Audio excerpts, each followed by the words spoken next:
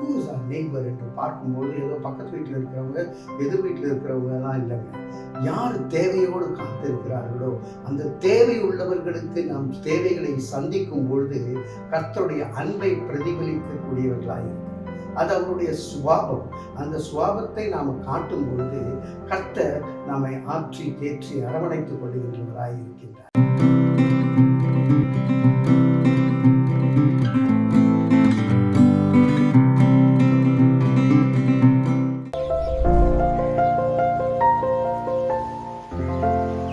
பிரியமானவர்களே, லூக்கா 10வது அதிகாரம் 29வது வசனத்திலே, அவன் தன்னை நீதிமான் என்று காண்பிக்க மனதாய் இயேசுவை நோக்கி, எனக்கு பிறன் யார் என்று கேட்டான்.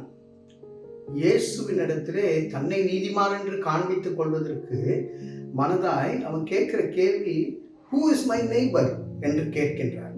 அதற்கு இயேசு கிறிஸ்து ஒரு அழகான உவமையை சொல்லுகிறார். எருசலேமிலிருந்து எரிகோவுக்கு ஒருத்தன் போயிட்டு இருக்கான்.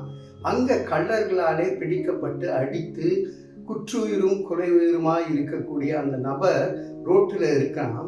ஒரு பக்கமா ஆசாரியன் வருகின்றார். அவர் பார்த்து விட்டு பக்கமாய் விலகி போனான், கண்டு பக்கமாய் விலகி போனான் என்று வேதம் சொல்லுகிறது. அடுத்தது லேவியர் வருகிறான். அவனும் என்ன செய்யறான், ஐயோ எனக்கு சர்ச்சில் நிறைய வேலை இருக்கு அப்படின்னு சொல்லிட்டு பார்த்து பக்கமாய் விலகி போய் விடுகிறான். ஆனா சமாரியன் ஒருவன் இருக்கின்றான். அவன் வரும்போது, அதாவது தீட்டுப்பட்டவன், அவனை ஒதுக்கி வைக்கப்பட்டவங்க, அவங்கெல்லாம் சமாரியர்கள் தான்.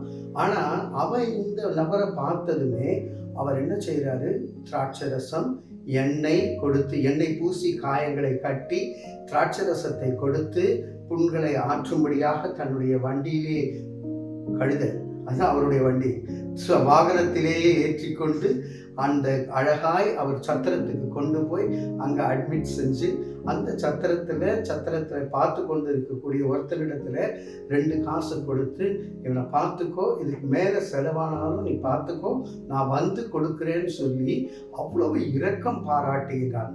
இதையெல்லாம் பார்த்து விட்டு, இதையெல்லாம் சொல்லிவிட்டு இயேசு கிறிஸ்து கேட்குறாரு, இப்போ இதுல யாரு த பெஸ்ட் அப்படின்னு கேட்குற அளவுக்கு கேட்கும் பொழுது, அந்த தன்னை நீதிமானாக காட்டிக்கொள்ள இருந்தான் பாருங்க.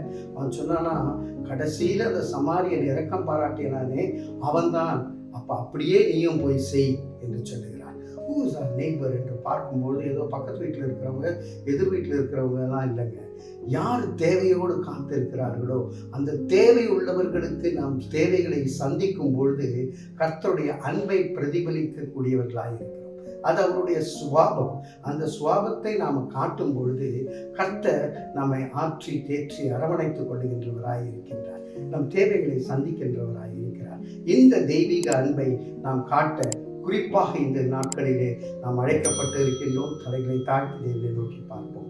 அன்பின் பரலோக பிதாவே, நாங்களும் கர்த்தாவே அந்த சமாரியனை போல மனம் இறங்கி, ஆண்டவரே, எங்களுக்கு யாரெல்லாம் உதவி கேட்டு வருகின்றார்களோ அவர்களுக்கு எங்களால் இயன்ற மட்டுமாய் உதவிகளை செய்ய கர்த்தர் எங்களை வணைந்து பாதுகாத்துக் கொள்ளும்படியாக இயேசுவின் மூலம் ஜெபிக்கிறோம் நல்ல பிதாவே. ஆமென், ஆமென்.